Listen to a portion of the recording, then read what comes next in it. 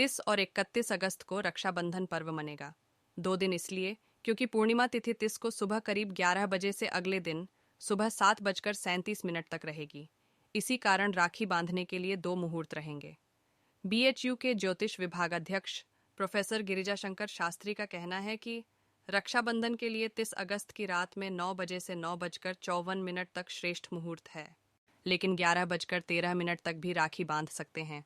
वहीं 31 को सुबह 6:30 से 7:37 तक रक्षाबंधन कर सकते हैं। इस त्योहार पर दुर्लभ संयोग बन रहा है। 30 तारीख को बुधादित्य, गजकेसरी, वासरपति, भ्रातृवृद्धि और शश योग रहेंगे। इस तरह सूर्य, बुध, गुरु, शुक्र और शनि पंच महायोग बना रहे हैं।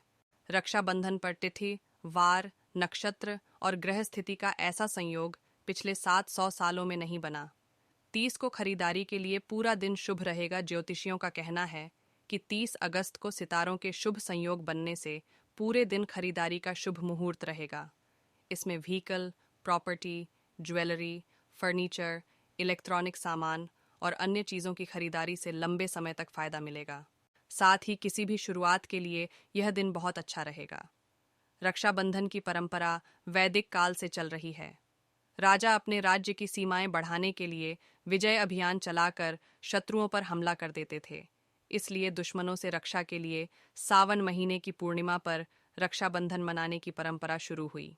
सावन महीने की पूर्णिमा पर कुल पुरोहित और गुरु दिन के तीसरे चौथे पहर में रक्षा मंत्र पढ़ते हुए रक्षा पोटली बनाते थे, जिसमें सूती या रेशमी कपड़े में सरसों, चावल, सोना, केसर, दूर्वा और चंदन होता था। ये रक्षा सूत्र पूजा पाठ के बाद राजा और प्रजा की रक्षा के लिए सभी को बांधा जाता था। बाद में इस परंपरा में बदलाव हुआ। तब घर का बड़ा सदस्य परिवार के सभी छोटे लोगों को रक्षा सूत्र बांधने लगा। इसके बाद अब ये बहन और भाई का त्योहार बन गया। भविष्य पुराण में कहा गया है कि इस तरह बांधा गया रक्षा सूत्र सुख, समृद्धि और जीत दिलाता है। पूरे साल बीमारी और परेशानियों से भी बचाता है।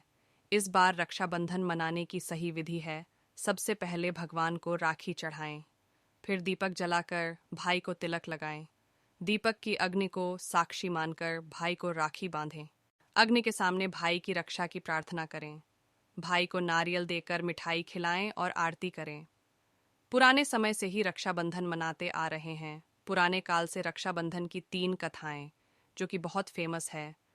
फर्स्ट, श्री कृष्ण ने युधिष्ठिर को रक्षाबंधन के बारे में बताते हुए कहा कि देवताओं और राक्षसों के युद्ध में राक्षस हावी होने लगे।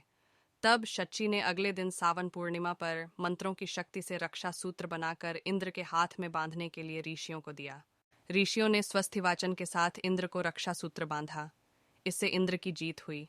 सेकंड महाभारत काल में श्री कृष्ण ने पांडव सेना की सुरक्षा के लिए रक्षाबंधन करने की सलाह दी थी।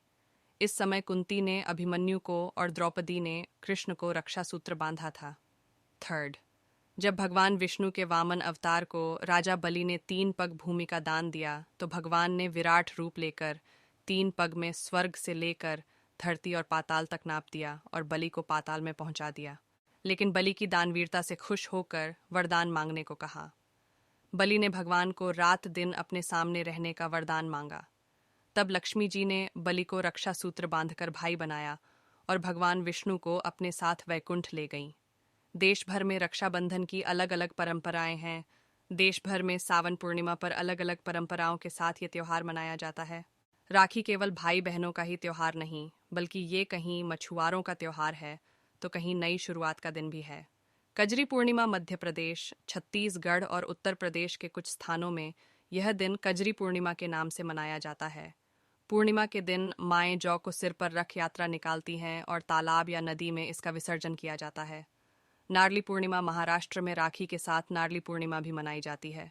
राज्य के कोली समुदाय के लोग समुद्र देवता को नारियल अर्पित करते हैं। इसी के साथ मछली पकड़ने की शुरुआत भी होती है। वहीं गुजरात में इस दिन भगवान शिव की विशेष पूजा की जाती है, जिसे पवित्रोपना त्योहार कहा जाता है। गम्हा पूर्णिमा उड़ीसा में इसे गम्हा पूर्णिमा के रूप में मनाया जाता है, जिसमें घरेलू गाय बैलों को सजाकर उनकी पूजा की जाती है। तमिलनाडु, केरल, आंध्र प्रदेश क्षेत्र में ये दिन अवनियवित्तम और उपाकर्म के रूप में मनाया जाता है। ये दिन वैदिक पाठ शुरू करने के लिए उत्तम माना जाता है। जनई पूर्णिमा नेपाल में राखी जनई पूर्णिमा के नाम से मनाई जाती है। इस दिन नेवार समुदाय के लोग मेंढक को खाना देते हैं। मान्यताओं के अनुसार उन्हें वर्षा देवता का संदेश वाहक माना जाता है। बगवाल मेला उत्तराखंड के चंपावत जिले के देवीधुरा गांव में हर साल राखी पर बगवाल मेले का आयोजन किया जाता है। वाराही देवी मंदिर के प्रांगण में स्थानीय जनजातियों द्वारा पत्थरों से युद्ध खेला जाता है। तो ये थी आज की वीडियो। आप सबको रक्षाबंधन की हार्दिक शुभकामनाएं।